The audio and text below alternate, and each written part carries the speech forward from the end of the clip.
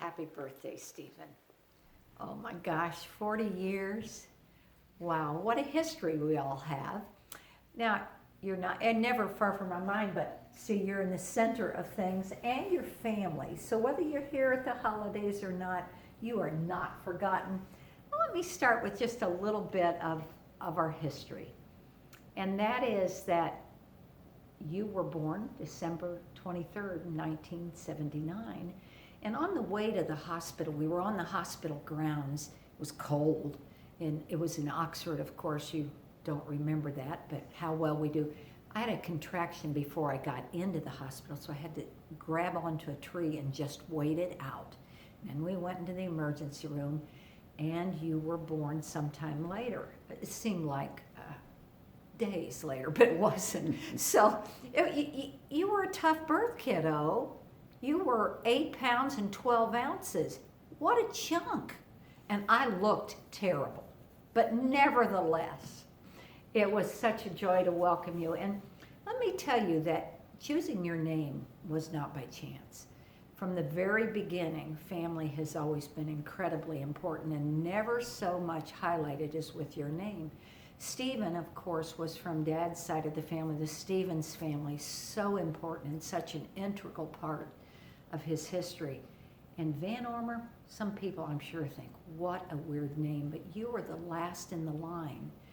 Ended with my mother being Helen Van Ormer.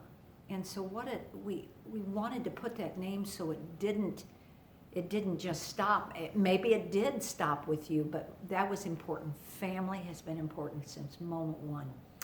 But lo and behold, you're born, and you were perhaps the happiest little guy that could ever be. And growing up, what a joy. We'd laugh and we'd giggle till we were silly at times. Oh, we'd scare each other, and then we'd laugh. You'd nearly wet your pants. And you got me sometimes really good too. But that was just the kind of thing we did, was have fun. You loved to be around people. You just loved it. You know, we didn't celebrate your birthday on the 23rd always because of how close it was to Christmas. So for at least the first 10 years, we'd have sometimes children's party, and they would come in June.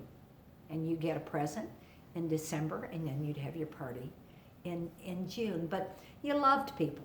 You enjoyed that. That has continued to be throughout. You still do. We, of course, had a wonderful high school time with you when everybody congregated at our house. And then lovely Miss Brooke came on the scene, and things just made just a change of happiness. And what a special time that was for you to meet your future wife in the beginning stages. All those memories. You go on to Notre Dame, and of course, what wonderful years we could share with you there. That was fabulous. But Steve, you've just always been such a part of our heart.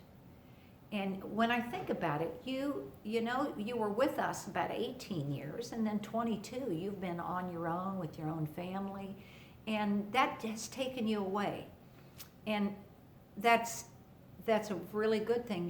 You are doing what you need to do, but golly, sometimes it feels still empty in our heart. That's why we spend maybe more time than we should in Phoenix, but we miss you and love to be around you. And the family you and Brooke have created, those wonderful girls.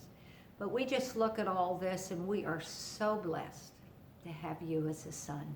I don't know if you remember being told, but there was miscarriage for Dad and I in between Bo's birth and yours.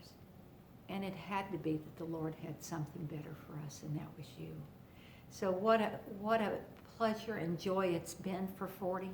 I don't know how many more years we'll all have together, but we'd like lots more of memories. And Lord, we thank you for Stephen and the fact that you and your family are following him is probably just a huge thing as it could ever be. So happy 40th. We love you. Wish you were here, but we, darn it, had to get used to the fact that you're not. So you're in our heart always, son. Love you much.